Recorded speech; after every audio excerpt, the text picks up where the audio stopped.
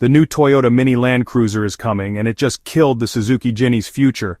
But to be honest, it'll be the end for the entire market in this segment. We know this because of all the information that just came out. It has amazing power, more than what we've all been expecting. And it's built on a platform that is sturdy, strong, and all around amazing. But that's not all. This thing is coming with a lot of features to make it the best in the game, and it truly is. Let me explain how. Guess what? We've got the inside scoop on Toyota's next move straight from a Japanese magazine, Best Car, and they're known for never missing. What they've uncovered is downright mind-blowing. Forget everything you thought you knew, because Toyota's throwing a curveball with this one. While everyone was expecting it to ride on the Corolla Cross platform, guess what? It's not. Yeah, you heard that right. Despite the similar dimensions, this bad boy is stepping onto the scene as a rugged, no-nonsense ladder-frame vehicle, a true beast on wheels. And get this, it's sharing the F platform with some seriously iconic models like the brand-spanking new 4Runner, the legendary Land Cruiser J250, the GX, the Tacoma, and a whole bunch of Toyota's top-tier trucks and cars. It's like they're assembling the Avengers of automobiles. With its retro boxy appearance reminiscent of the iconic Land Cruisers from the 20 and 40 series, this ride oozes nostalgia and style. But here's the kicker. It's not just a blast from the past, it's the most budget-friendly Land Cruiser ever.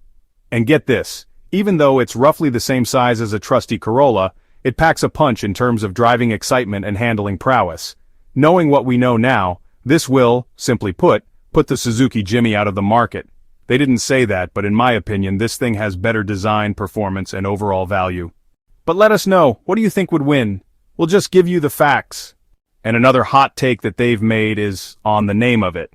Toyota's keeping us on our toes by keeping the name under wraps for now. And hey, it's not just a one-size-fits-all deal. Different regions might get a different nameplate. Smart move, right? I mean, take the 250 series Land Cruiser, known as the Prado elsewhere, like in Europe and Australia. And hey, we've been calling it the Mini Cruiser, but the reality is, they might be going for the FJ Cruiser badge. We're about to dish out all the juicy details, and yes, we're diving into the potential hiccups this bad boy might encounter. Performance. Rumor has it that lurking beneath the hood lies the mighty 2 TRFE engine. Yeah, the very heart that's been driving the Tacoma for years. That trusty four-cylinder powerhouse pumps out a solid 161 horsepower and a hefty 181 pound-feet of torque. On this SUV, it's paired with your choice of a 6-speed manual or a slick 6-speed automatic transmission. Now sure, at first glance, those numbers might not set your heart racing. But hold on to your seat, because this baby's got some serious chops. Can it haul? No sweat. It'll tug 3,500 pounds like it's nothing, all while sipping a respectable 22 miles per gallon. Honestly, when it comes to the base model, this engine is a match made in heaven. It's got the power to stand tall. That's precisely why you'll find it purring under the hoods of the Tacoma, the Prado, and the Hilux. Of course, there's talk suggesting that different corners of the globe might offer up some alternative powertrains. Picture this, a hybrid version, or perhaps even one with a diesel heart. Now here's the kicker. It turns out there were grand plans for such variations, but they hit the brakes. Why, you ask? Well, it seems Toyota got caught with their hand in the cookie jar. Or rather, their engines were caught cheating on emissions tests around the world. That could be the reason, if it's the truth. Talk about a letdown.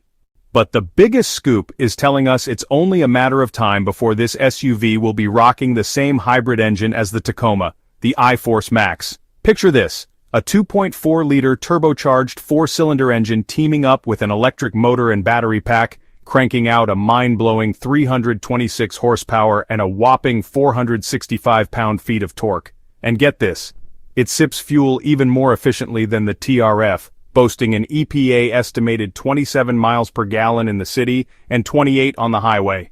Now imagine all that power packed into a smaller frame. It's like taking the legendary Land Cruiser 250, downsizing it, and injecting it with a hefty dose of agility and affordability.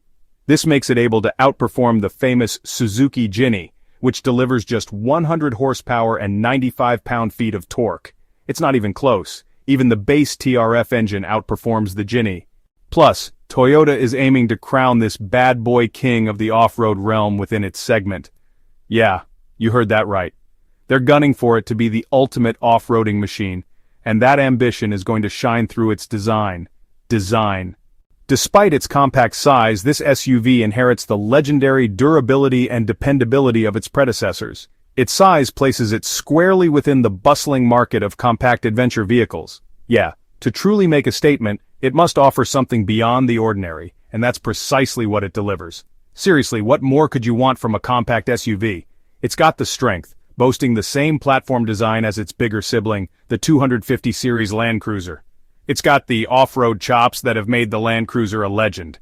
This baby's ready to take on the big guns in the compact off-roader arena, going head-to-head with the likes of the Suzuki Ginny and the Ford Bronco Sport. That is why the new Suzuki Ginny is sticking with that reliable ladder-frame chassis under the surface, but now with a center crossmember to really amp things up. But Toyota's doing it better. They're onto something big with their new platform. They've been using it across their new lineup for good reason. It's tougher and sturdier, and when you slap it onto a small SUV, you've got yourself a real winner. But the tricky thing when it comes to this segment of SUVs is that we don't expect some fancy high-tech display inside. This is a wallet-friendly ride after all. Don't expect a lavish interior dripping with luxury. Instead, prepare yourself for a more straightforward look, complete with your standard knobs and dials.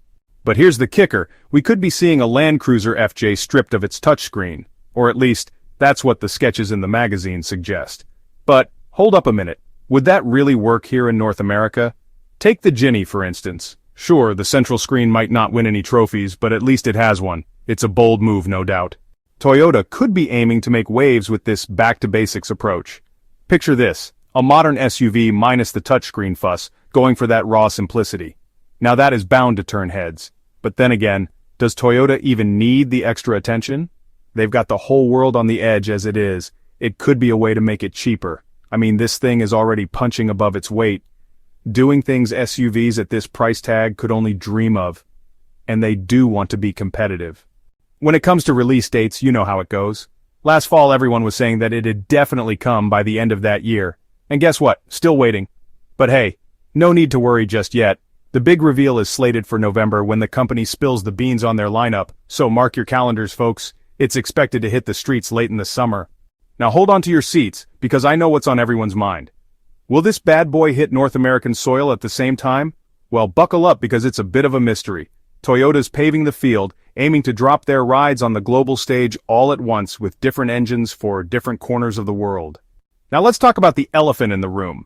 According to the folks over at Best Car, this thing will have a starting price range of 3 million to 3.8 million yen. Yeah, you heard it right. That's roughly $20,000 to $25,500.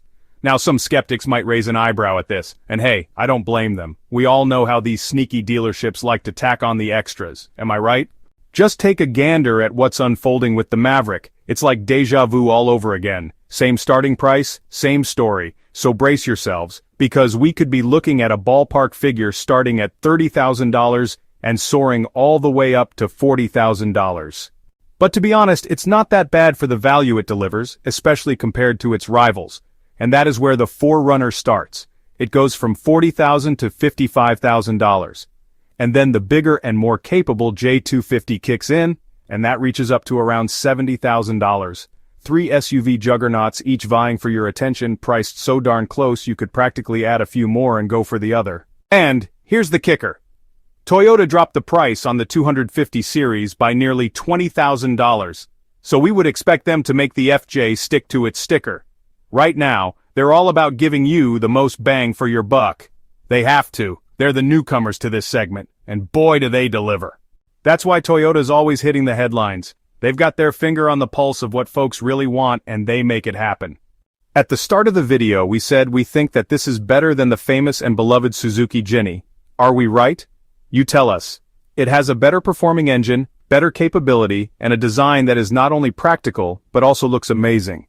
With higher ground clearance and a platform that is so strong, it holds all of the major Toyota lineups that are dominating the market. Now of course, give them time, and all the other brands like Suzuki and Ford will revamp their lineup to compete with this beast of a car. We just have to imagine how the market responds, because it truly is a game changer.